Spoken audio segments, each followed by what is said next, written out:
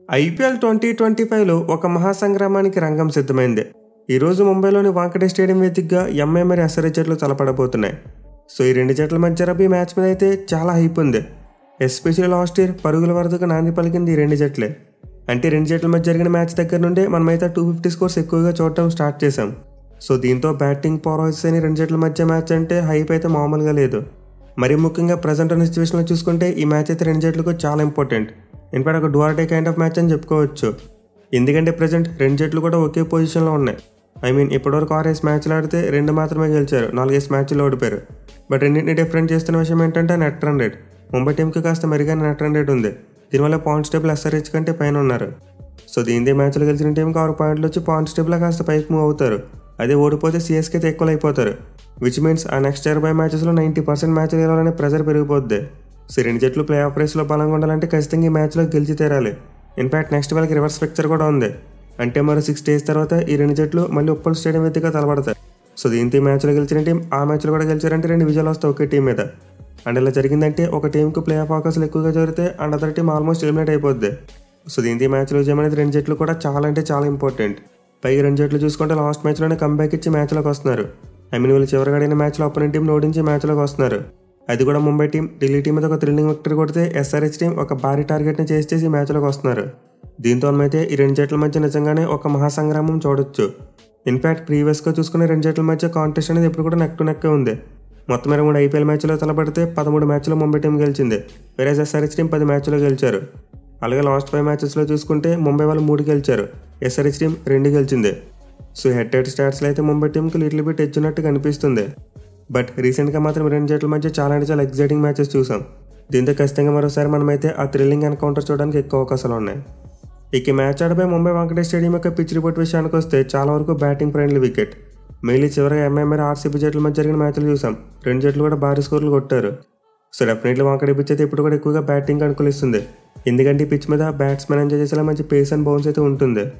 So mostly మనమైతే మరోసారి ఒక మంచి బ్యాటింగ్ ఫ్రెండ్లీ వికెట్నే చూడొచ్చు. బట్ ఎనివే ఇక్కడ ముంబై టీం కాస్త తెలుగుగా ఆలోచిస్తే మేబీ ఒక బౌలింగ్ ఫ్రెండ్లీ వికెట్ కూడా ఇవ్వచ్చు. ఎందుకంటే ఎస్ఆర్హెచ్ బ్యాట్స్మెన్ బ్యాటింగ్ వికెట్ మీద చెలరేగిపోతారు. వేరేస్ బౌలింగ్ ఫ్రెండ్లీ పిచ్ వచ్చేసరికి కాస్త తడబడుతూ ఉంటారు. సో డెఫినెట్లీ రెండు జట్ల యొక్క బౌలింగ్ కంపేర్ చేసుకుంటే ముంబై టీం బౌలింగ్ కాస్త బలంగా ఉంది.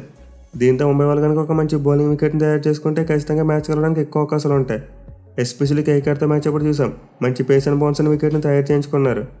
సో మరి out and out bowling friendly wicket తయారు చేసుకోకపోయినా అలా మంచి స్పైస్ ఉండే వికెట్ని తయారు చేసుకుంటే ఖచ్చితంగా ముంబై టీంకి అడ్వాంటేజ్ కావచ్చు. బట్ ఐడియల్గా చూసుకుంటే మాత్రం మోస్ట్లీ ఇక్కడ బ్యాటింగ్ ఫ్రెండ్లీ వికెట్స్ ఉంటాయి. ఇక గ్రౌండ్ యొక్క స్టాట్స్ విషయానికి వస్తే ఇప్పటివరకు మొత్తం 118 ఐపీఎల్ మ్యాచెస్ జరిగాయి. 118 మ్యాచ్లో ఫస్ట్ బ్యాటింగ్ చేసిన టీం 55 మ్యాచ్లు గెలిస్తే చేసింగ్ చేసిన టీమ్స్ 63 మ్యాచ్లు గెలిచాయి. అలాగే గ్రౌండ్లో ఫస్ట్ ఇన్నింగ్స్ యావరేజ్ స్కోర్ 170 రన్స్గా ఉంది. సో క్లియర్లీ స్టాట్స్ బట్టి చూసుకుంటే వాంకడైతే ఒక హై స్కోరింగ్ వెన్యూనే. At the same time chasing చేసిన టీమ్స్కి అడ్వాంటేజ్ కనిపిస్తుంది. ఎందుకంటే ఈ గ్రౌండ్లో డ్యూ ఫ్యాక్టర్ అనేది ఎక్కువ వస్తుంది. But second new ball rule ప్రవేశపెట్టిన తర్వాత కొంతవరకు డ్యూ ఫ్యాక్టర్ని కౌంటర్ చేయగలుగుతున్నారు. మెయిన్లీ ముంబై టీం చూసాం, తమ లాస్ట్ మ్యాచ్లో 2 న్యూ బాల్ తీసుకున్న తర్వాత డీసీ టీంని కుప్పకూల్చారు. సో దీంతో ఖచ్చితంగా ఈ సీజన్లో డ్యూ ఫ్యాక్టర్ అడ్వాంటేజ్ అనేది చాలా వరకు తగ్గిందని చెప్పుకోవచ్చు. ఇన్ఫాక్ట్ ఈ సీజన్లో ఇప్పటివరకు జరిగిన మ్యాచ్ రిజల్ట్ చూస్తేనే మనకు అర్థమవుతుంది, చాలా సందర్భాల్లో బ్యాటింగ్ ఫస్ట్ చేసిన టీమ్స్ కూడా గెలిచాయి. సో డెఫినెట్లీ నేనైతే టాస్ మరి అంత ఇంపార్టెంట్ కాకపోవచ్చు అనుకుంటున్నా. ఇక గ్రౌండ్లో టీమ్స్ యొక్క రికార్డ్ చూసుకుంటే ముంబై టీంకి చాలా మంచి రికార్డు ఉంది. ఇన్ఫాక్ట్ ఒక కంచుకోవడం చెప్పుకోవచ్చు. అలాగే ఎస్ఆర్హెచ్కి అగెన్స్ట్గా చూసుకున్న వాళ్ళకైతే ఈ గ్రౌండ్లో చాలా మంచి రికార్డు ఉంది. 8 మ్యాచ్లు ఆడితే 6 మ్యాచ్లో గెలిచారు, 2 మ్యాచ్లో మాత్రం ఓడిపోయారు. మరి ముఖ్యంగా ఈ గ్రౌండ్లో ఎస్ఆర్హెచ్ టీంకి చాలా అంటే చాలా పూర్ రికార్డు ఉంది. వాళ్ళు ముంబైతోనే కాకుండా మిగతా టీమ్స్తో కూడా 5 మ్యాచ్లు ఆడారు, బట్ ఏ మ్యాచ్లో కూడా గెలవలేదు.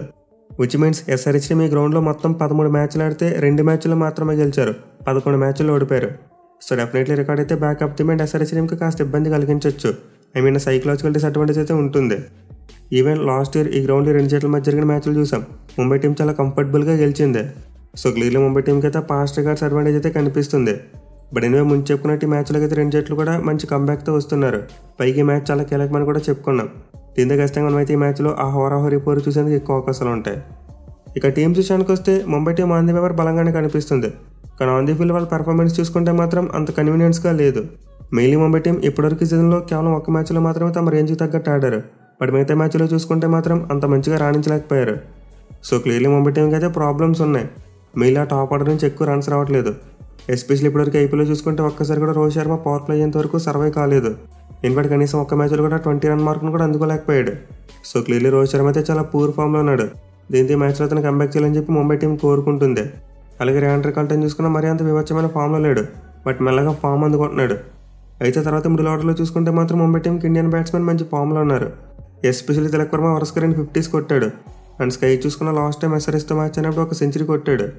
ఈవెన్ తర్వాత హార్దిక్ పాండ్యా మరి మందిర్ కూడా కొంతవరకు డీసెంట్ ఫామ్లో ఉన్నారు. సో మిడిల్ ఆర్డర్ అయితే ముంబై టీంకి పర్వాలేదు, బాగానే రాణిస్తుంది. మీరు లాస్ట్ మ్యాచ్లో ప్లేయర్స్ అందరినీ ఒక ప్లేస్ పైకి పంపారు. విల్ జాక్సన్ నెంబర్ 3లో కాకుండా ఫినిషర్ ఆడించాలని చెప్పి ఫిక్స్ అయ్యారు. అండ్ ఈ మూవ్ అయితే ముంబై టీంకి బాగా వర్కౌట్ అయింది. దీంతో ఖచ్చితంగా మరోసారి దీనికి స్టిక్ అవుతారు. బట్ ముంబై టీంకి బిగ్గెస్ట్ ప్రాబ్లం వాళ్ళ బౌలింగ్ అని చెప్పుకోవచ్చు. వాళ్ళ దగ్గర చాలా స్ట్రాంగ్ పేస్ ట్రయో ఉందనుకున్నాం, బట్ ఈ పేస్ ట్రయో ఇప్పటివరకు తమ రేంజ్ పర్ఫార్మెన్స్ ఇవ్వలేదు. ముగ్గురు కలిసికట్టుగా ఒక మ్యాచ్లో కూడా బాగా పెర్ఫామ్ చేయలేకపోయారు. ముగ్గురు కలిసికట్టుగా ఒకే మ్యాచ్లో బాగా పెర్ఫామ్ చేయలేకపోయారు. ఆడితే ఎవరో ఒకరిద్దరు మాత్రమే సరిగ్గా ఆడుతున్నారు, అంతేగాని ముగ్గురు కూడా కలిసికట్టుగా పెర్ఫామ్ చేయలేకపోతున్నారు. సో ఈ మ్యాచ్లో SRH పవర్ఫుల్ బ్యాటింగ్ ఆపాలంటే ఖచ్చితంగా ముగ్గురు కలిసికట్టుగా రాణించాలి. మిగిలిన SRHకున్న వీక్నెస్ పవర్ఫుల్ వికెట్లు కోల్పోతే తర్వాత కంబ్యాక్ చేయలేకపోతున్నారు. దీంతో రోజు ముంబై పేస్ ట్రయో మంచిగా ప్లాన్ చేసి రావాలి. అలాగే తర్వాత హార్దిక్ పాండ్యాతో పాటు స్పిన్నర్స్ కూడా మంచిగా వేస్తున్నారు. మిడిల్ ఓవర్స్లో గేమ్ని చాలా వరకు బాగానే కంట్రోల్ చేస్తున్నారు. సో ముంబై టీంకి బౌలింగ్లో సెట్ అవ్వాల్సింది వాళ్ళ పేస్ ట్రయో బాగా రాణించడమే. ఇక టీంలో మార్పుల విషయానికి వస్తే ముంబై టీం ఈ మ్యాచ్ కోసం ఎలాంటి మార్పులు చేయకపోవచ్చు. తమ లాస్ట్ మ్యాచ్లో ఏ ప్లేయింగ్ లెవెన్తో అయితే వచ్చారో మోస్ట్ లైక్లీ ఈ మ్యాచ్లో కూడా అదే ప్లేయింగ్ లెవెన్తో వచ్చేందుకు ఎక్కువ అవకాశాలు కనిపిస్తున్నాయి. ఇక SRH టీం విషయానికి వస్తే తమ లాస్ట్ మ్యాచ్లో ఎంత రచ్చ చేస్తారో కళ్ళారా చూసాం. మిగిలిన వాళ్ళ ఓపెనర్స్ ఇద్దరు ఒక 15 ఓవర్లు నిలబడితే ఎంత విధ్వంసం జరుగుతుందో కళ్ళారా చూసాం. సో మరోసారి అయితే SRH టీం యొక్క సక్సెస్కు సింపుల్ ఫార్ములా: ఓపెనర్స్ గట్టిగా నిలబడి ఆడితే ఖచ్చితంగా మ్యాచ్ గెలుస్తారు, అదర్వైజ్ ఖచ్చితంగా SRH టీం ట్రబుల్లో పడిపోతుంది. బట్ ఈ మ్యాచ్లో ఇషాన్ కిషన్ లాంటి ప్లేయర్ ఆ టీంకి కీలకంగా మారచ్చు, ఎందుకంటే అతనికి ప్రీవియస్గా గ్రౌండ్ ఆడిన ఎక్స్పీరియన్స్ చాలా ఎక్కువగా ఉంది. పైగా గత 5 మ్యాచ్లు చూసుకుంటే అతను సరిగ్గా పెర్ఫామ్ చేయలేదు. ఫస్ట్ మ్యాచ్లో సెంచరీ కొట్టినప్పటికీ గత 5 మ్యాచ్లో 30 పరుగులు మాత్రమే చేశాడు. సో దీంతో అతను కూడా కంబ్యాక్ ఇవ్వాలని చూస్తాడు. మిగిలిన మ్యాచ్లో తన ఓల్డ్ టీం మీద ఒక మంచి ఇన్నింగ్స్ ఆడితే అంతకంటే మంచి కంబ్యాక్ ఉండదు. సో ఈ మ్యాచ్లో అయితే SRH టీంకు మరోసారి వాళ్ళ టాప్ ఆర్డర్ చాలా కీలకంగా మారిపోతుంది. ఇక మిడిల్ ఆర్డర్లో చూసుకుంటే వాళ్ళకైతే సమస్యలు కనిపిస్తున్నాయి. క్లాసన్ ఒకటే మంచి ఫామ్లో ఉన్నాడు. అలాగే అంకిత్ వర్మ కూడా ఒక మ్యాచ్లో బాగా ఆడినప్పటికీ ఆ తర్వాత ఫెయిల్ అవుతున్నాడు.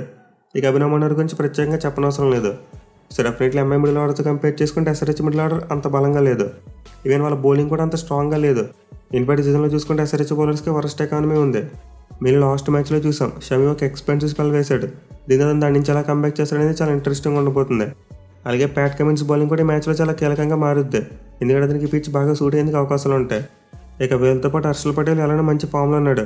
అండ్ అటు సైడ్ మరి ఈశాన్ మలింగ ఇద్దరు కూడా కొంతవరకు బెటర్ పెర్ఫార్మెన్స్ ఇస్తున్నారు.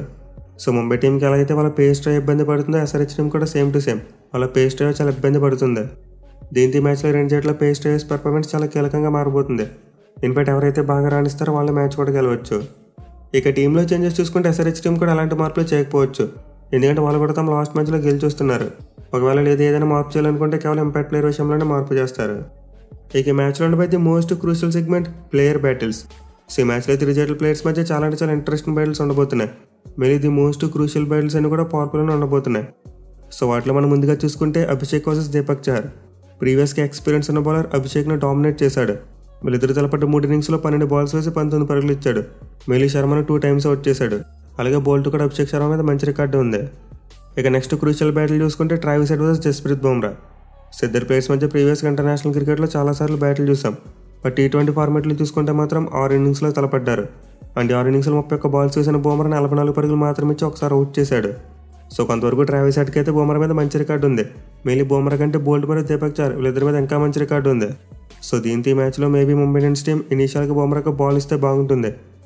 SRH ఓపెనర్స్ రిథమ్ని బ్రేక్ చేస్తే వాళ్ళు ఆటోమేటిక్గా ట్రబుల్లోకి వెళ్ళిపోతారు. ఇక పాపులర్ ఉండిపై మరి interesting battle Ishan Kishan versus Boult.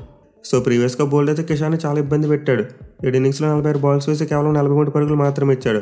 And also 3 times out చేశాడు. సో క్లియర్లీ ట్రెంట్ బౌల్ట్కి అయితే ఇషాన్ కిషన్ మీద చాలా మంచి రికార్డు ఉంది. దీంతో ఖచ్చితంగా వాళ్ళిద్దరి మధ్య ఒక మంచి బ్యాటిల్ చూడొచ్చు మనం. అలాగే other side of power play చూసుకుంటే Rohit Sharma versus Pat Cummins. ఇది కూడా చాలా interesting battle. Especially Pat Cummins ప్రీవియస్గా శర్మను 4 times అవుట్ చేశాడు.